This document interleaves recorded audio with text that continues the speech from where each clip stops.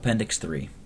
No words can be plainer than these. Quote, "We must through much tribulation enter the kingdom of heaven." Unquote. The truth of this declaration and warning has been verified all along the history of God's people. It is true that in this respect the experience of one differs from that of another, not in kind, but in degree. Christ showed Paul how great things he must suffer for his name's sake. This is the meaning of the word persecution, suffering for Christ's sake. And no other suffering is persecution. This word, like charity, is almost universally misapplied, being misunderstood through the ignorance of learned and unlearned, culpable ignorance of the Holy Scriptures. The language of Scripture is varied, that no one may err not knowing the Scriptures. Quote, "For the truth's sake, for righteousness' sake," unquote, are of the same meaning as, quote, "for Christ's sake," unquote.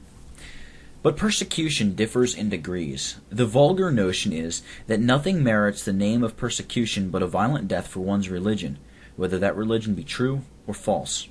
But suffering for Christ's name greatly varies in respect of its intensity. Ishmael persecuted Isaac by cruel mockings. And the attentive reader may easily perceive that all through the Bible the most grievous sufferings of the Lord's people came from backsliders, renegades, and apostates.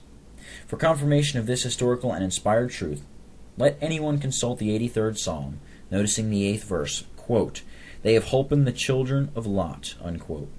Lot's descendants took the lead.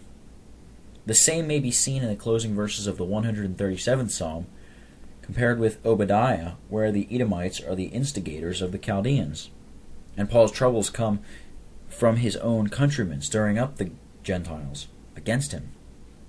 Does anyone need to be told that the prelates were the instigators of the civil rulers and the martyrdom of our fathers in Scotland? We need not wonder that John wondered with great admiration when he saw a woman, a church, drunken with the blood of the saints and with the blood of the martyrs of Jesus. For however unnatural and cruel, the Bible proves its reality. Sinless self-defense is generally allowed to be lawful. And when this is done in subservience to the cause of truth, then self-defense becomes a duty. So I understand Paul's example, as put on perpetual record in the Acts practices of the apostles. Being by descent, birth, education, and actual fellowship intimately connected with a witnessing church, a church embracing, in her profession, more divine truth than any or all the flocks of the companions, and having been subjected on that account to my allotted measure of tribulation, I have already noticed some reproaches and accusations intended to affect my reputation and counteract my testimony. Although I dare not say with Paul, quote, "I glory in tribulations," unquote, I hope I have been, quote, "joyful in tribulation," unquote, and that is sufficient for anyone's present support in time of trial. In the year 1840, a letter from a distance of about 120 miles said it was reported there that Mr. Steele was crazy, running wild through the woods. 2 years after, it was reported in the same neighborhood that I was dead. That such report got circulation was no strange, for, quote, "Indeed I had been sick nigh unto death," unquote, but I was mercifully raised up again. I afterward heard that a certain man, Allen Reed, did not believe the report, for he thought, though he, quote, "gathereth not with us," unquote, that, quote, Mr. Steele had more important work to perform, unquote.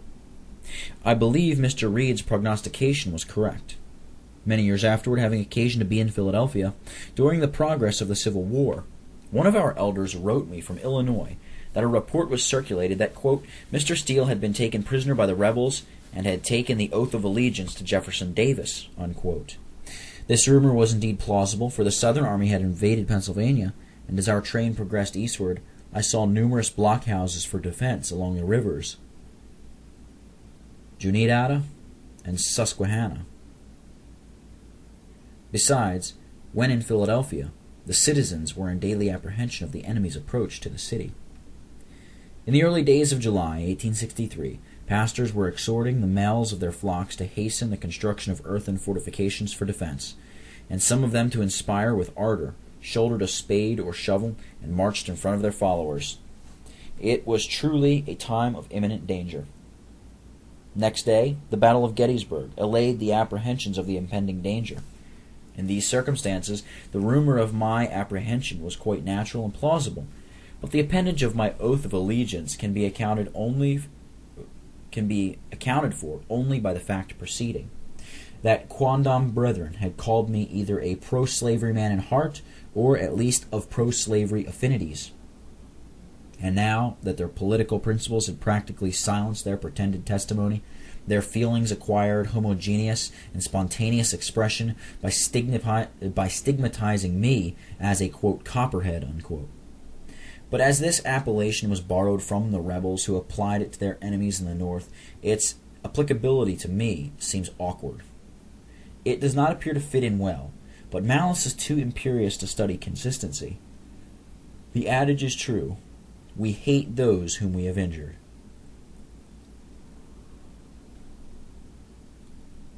I have never yet heard but two reasons why I, quote, left the church, unquote, or why I, quote, left the synod, unquote, as the expression is varied. I had to cleave to the church by leaving those who had left her. And as to the alleged reasons, the first I notice is, quote, personal enmity to Dr. James R. Wilson, unquote. I merely say, I never knew any cause of enmity between us, as may more fully appear in my answer to the other alleged reason for leaving the church.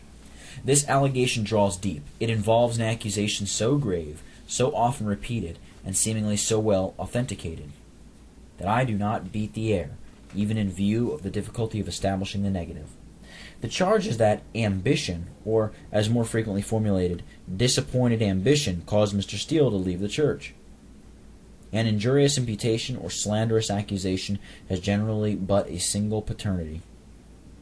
And if the slander be propagated through the direct hereditary line, it may with proximate certainty be traced to its origin. Now, if a preacher publicly declares in the pulpit that, quote, Mr. Steele would rather reign in hell than serve in heaven, unquote, the origin of the charge may be identified. It does not present me in a worse aspect than that of James Renwick, or our blessed Lord, John 8, verses 48 and 49. In replying to this greatest of charges, I would wish to copy after the example of the meek and lovely Jesus, quote, I have not a devil, unquote. Why should I hesitate to state in my defense the following facts, some of which are well known and others can be established by documentary evidence or by living witnesses? When only 2 years in the ministry, 1833, against remonstrance, for the very reason I assigned for declining the nomination to the office of clerk of General Synod, I was unanimously elected. At that time I was clerk of 3 courts, General Synod, Western Subordinate Synod, and Ohio Presbytery. Surely these responsible offices without emolument might satisfy my ambition. On our way, at that time, 1833, towards Pittsburgh, Dr. James R. Wilson proposed that I should edit a monthly magazine, urging his proposition with the promise of procuring 100 subscribers by his personal exertions. I declined the honor. On my way west, I was detained in Pittsburgh over 2 Sabbaths to get the minutes of General Synod, 1833, through the press. I preached to the old lights of Pittsburgh and Allegheny. They were earnest with me to permit them to ask for my transfer to them from Brush Creek. I declined. Reverend T. Sproul soon after accepted their call. After the death of Reverend John Cannon, his father-in-law, Mr. Robert Brown of Greensburg, PA, I think the most influential elder at that time in the congregation, wrote me a lengthy letter. Besides other matters of public interest to the church, his principal object in writing was to ascertain whether I would give the people there encouragement to give me a call, assuring me of a unanimous vote in case of a favorable reply. I returned a respectful and negative answer. In the year 1838, when General Synod met in New York City, a second professor was to be chosen to cooperate with Dr. J.R. Wilson in the theological seminary. On the day fixed for the election, after adjournment, Dr. Wilson requested me to step aside for a private interview. I had not the least idea of his object, and just as little idea of the person who was to be chosen. The doctor, in the most friendly manner, asked me if I would permit my name to be used as a candidate. I was indeed both surprised and disconcerted. After a momentary pause, I replied in a firm negative. I was utterly unfit for the office. He pressed me no little to consent and used 2 arguments. If I would only agree to be put in nomination, he was sure he knew I would be elected. If I declined, he knew that Mr. Sproul would be chosen. This was the first intimation to me of Mr. Sproul's aspirations. But Mr. John Wallace, though not credited as sharp, was better acquainted with Mr. Sproul's ambition than I, for he afterward remarked, quote, "Did you not see how Sproul's little speech got him the professorship?" Unquote. Indeed, no, but I very likely would have seen the drift of the, quote, little speech, unquote, had I been a rival candidate. The reader is now left to form his judgment of my disappointed ambition and personal enmity to Dr. J.R. Wilson, that man of God. Oh, that we had more like him in these days of spiritual declension and bastard zeal, only for latitudinarianism.